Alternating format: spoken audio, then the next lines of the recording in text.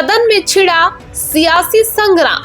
BJP से भिड़े पप्पू यादव तो अमित शाह ने दिखा दिया बाहर का रास्ता। अरबपतियों की लिस्ट गिनाते हुए पप्पू यादव ने कह दी ऐसी बात, गरमाई सियासत। कोई भी बिल के पहले यदि आप किसी रुपये की वैल्यू की बात करते हैं तो यह समझ लेना पड़ेगा कि यह जनता का पैसा है। यह पैसा ना तो कोई संस्था का है, ना सरकार का है, ना किसी व्यवस्था का है, और हम इसको समझते नहीं। और सरकार कहती है इस बिल में कि हम पर भरोसा कीजिए, हम महत्वपूर्ण बातें स्वयं तय कर लेंगे। अब यह सदन खाली चेक पर दस्तखत कर रही है। अब ये बैंक को, पदाधिकारी को रुपया भरने के लिए ये पूरी ताकत ये सदन देना चाहती है। हम तो इस सरकार के बारे में कभी कभी सोचते हैं, सरकार कहती है कि आप नौकरी पैदा करो, नौकरी दो, आप नौकरी ना करो, आप ऋण लो, आप उद्योग पैदा करो, आपको प्रोत्साहन मैं कर रहा हूं। दूसरी तरफ कह रहा है कि जो गारंटी होगा, जो गारंटर होगा, उसको भी हम बर्बाद कर देंगे, उसकी भी संपत्ति छीन लेंगे। ये दो तरह के नियम हमको समझ में नहीं आता है। गारंटर को भी हम बर्बाद कर देंगे, उसकी भी सारी चीजें छीन लेंगे। ये एक पहलू के बारे में हमको समझ में कभी नहीं आया। एक तरफ सर उद्यमी की बात ये करते हैं, उद्यमी बनो, उद्यमी करो, और दूसरी तरफ आप सीधा कह रहे हो कि जो चोर है ये देनदार लेनदार। भैया, हम अभी युद्ध हो रहा है, रास्ते में हमको समुद्र में मेरा जहाज फंस गया और हम दिवालियापन में हो गए, तब भी हम चोर हो गए। तब आप उस प्रोसेस को, थॉट को नहीं देखोगे कि हम किस कारण से हमारा दिवालियापन हुआ। आप उस पर कोई प्रोसेस नहीं करते हो।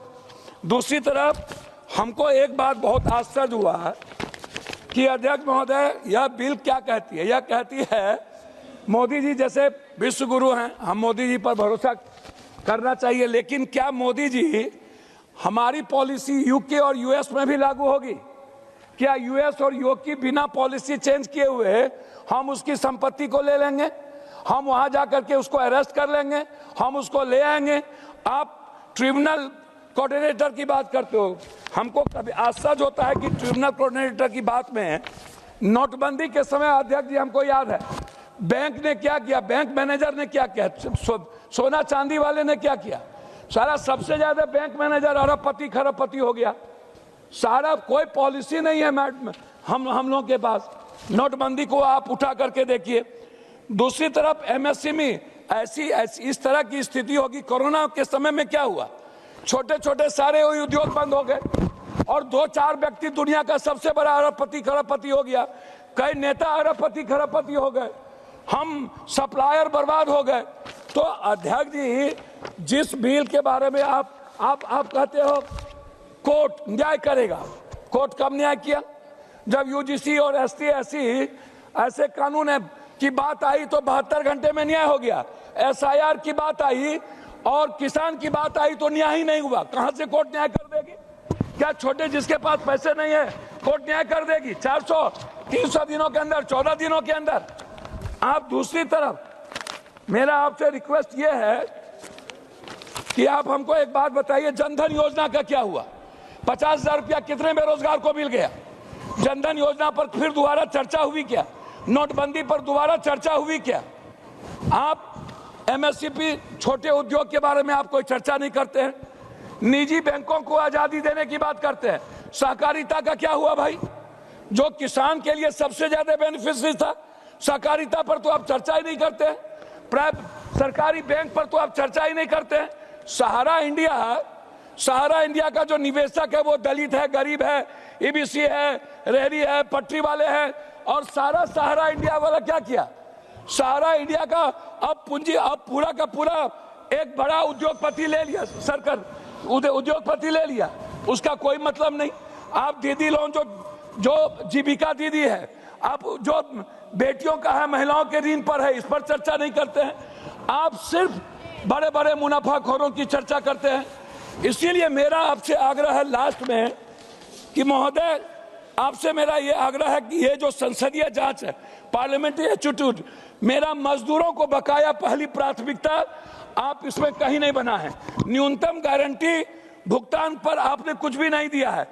ग्लोबल है लेकिन कानून लोकल है। आप सरकार की चुप्पी, अनक्रिचल मॉडल लॉ लागू किया जाए, मैं लास्ट कर रहा हूं, इंडिपेंडेंट वैल्यूएशन की बात आप करते हैं। आप हमको बताइए आईबीसी से देश की अर्थव्यवस्था पर कौन सी मजबूती होगी, या कुछ कॉर्पोरेट लोगों को मजबूत करने का ये सबसे बड़ा कानून है। कई केस 3 से 4 साल के लटके हुए 400-500 दिन लग जाते हैं, लेकिन 70 से 90% हेयर कट, हजारों करोड़ का नुकसान, यह बैंक का नहीं जनता का पैसा, यह रेगुलेशन कॉर्पोरेट वायलेट करने के लिए। लास्ट कर रहा हूं हुजूर, मेरा आपसे सीधा है, बैंक पहले मजदूर बाद में, यह कानून क्यों, इस पर मैं आपसे जानना चाहता हूं। एमईसी के लिए अलग ढांचा, जेन्युइन प्रोमोटर्स को मौका क्यों नहीं आप देने का कोई कानून और प्रावधान नहीं है। पूरा का पूरा आपने इजी ऑफ डूइंग बिजनेस नहीं, इजी ऑफ ग्रैबिंग बिजनेस की बात आप करते हैं। इसीलिए सरकार इस विधेयक को स्टैंडिंग कमेटी में भेजा जाए व्यापक सुधार के लिए, इसको खाली चेक ना बनाया जाए, और व्यापारी और उद्योगपतियों के लिए, बड़े मुनाफाखोरों के लिए इस कानून को प्रोटेक्ट ना किया जाए और बैंक को आजादी ना दिया जाए। ये मेरा आपसे आग्रह है। बहुत बहुत धन्यवाद।